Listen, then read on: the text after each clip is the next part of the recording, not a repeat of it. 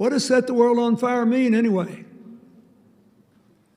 It means you can set the world on fire by the power of your imagination, by the gift of your passion, by the devotion of your heart and your skills to make your life richer and to lift others. Or it means you can set the world on fire. You have to decide. But because the world is interdependent, you can't take a pass. I think the future begins by accepting the wonderful instruction of our very first Jesuit Pope. Pope Francis has fostered a culture of encounter.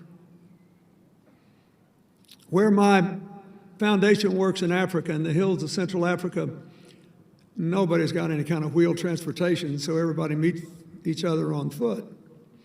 And when people pass each other on paths, and one says, "Good morning, hello, how are you?" the response translated into English is, "I see you. I encounter you. You are real to me." Think about all the people today, yesterday, and tomorrow you will pass and not see. Do you really see everybody who works in a restaurant where you'll go after here to have a celebratory meal? Do we see people that we pass on the street who may have a smile or a frown or a burden they can barely carry alone? When we passionately advocate for the causes we believe in, have we anticipated all the unanticipated consequences so that we can take everybody along for a ride to the future we imagine? When Pope Francis tells us to engage in a culture of encounter,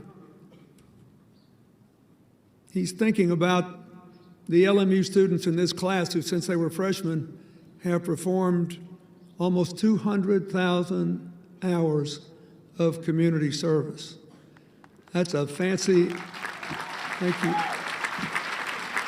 That's a fancy, elevated way of saying you saw a need and you stepped in to solve it, and you did it not only because it was the morally right thing for other people, but because it made your life more meaningful. That's the way you want to set the world on fire. The young people that were mentioned in my introduction who've been part of our Global Initiative community for university students made very specific commitments. They promised to mentor high school girls to help them overcome any preconceived notions of their own limitations. They promised to help the victims of domestic violence and violence against the homeless. They promised to provide more capital to small business people in Haiti through microcredit loans, something that means a lot to Hillary and me personally, because for more than 40 years since we took a honeymoon trip there, we've cared about them and believed in them. They promised an educational exchange with the National University of Rwanda. We can learn a lot from them because they lost 10% of their people in 90 days to a genocide in 1994, and they came back because they refused to be paralyzed by the past. They joined hands across the lines that led to all that bloodshed to create a common future.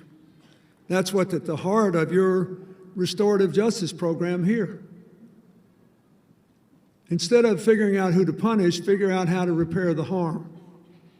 Instead of focusing on getting even for the past, focus on how we can share the future.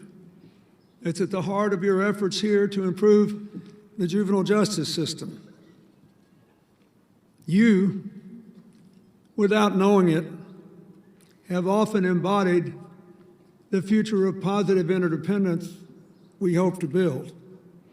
You can't have shared prosperity and an inclusive community unless we believe our common humanity is even more important than our incredibly interesting differences. So I will say this again.